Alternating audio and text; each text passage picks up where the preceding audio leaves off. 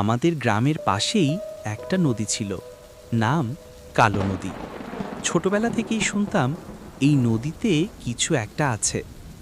সন্ধ্যের পর নাকি কারো নাম ধরে ডাকে, আর যে যায় সে আর ফিরে আসে না।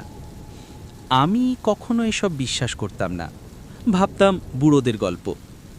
একদিন বিকেলে মাঠে খেলে ফিরছিলাম, হঠাৎ বন্ধুর ঘুড়ি উড়ে গেল নদীর ধারে। সন্ধে নেমে আসছে, আমি একাই গেলাম ঘুড়িটা আনতে।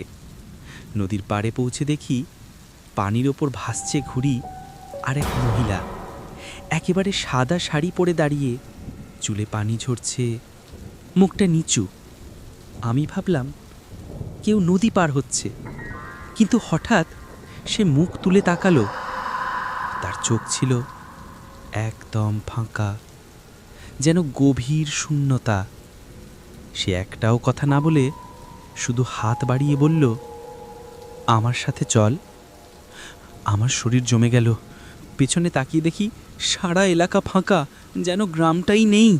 আমি ছুটে পালালাম, দৌড়ে বাড়ি ফিরে জ্ঞান হারিয়ে ফেলেছিলাম। সেই দিনের পর আমি আর কখনো সন্ধ্যের পাড়ে নদীর পাড়ে যাইনি। আর জানো, আজও কেউ নদীর ধারে গেলে তার নাম শুনতে পায় নদীর দিক থেকে এক নারীর কণ্ঠে।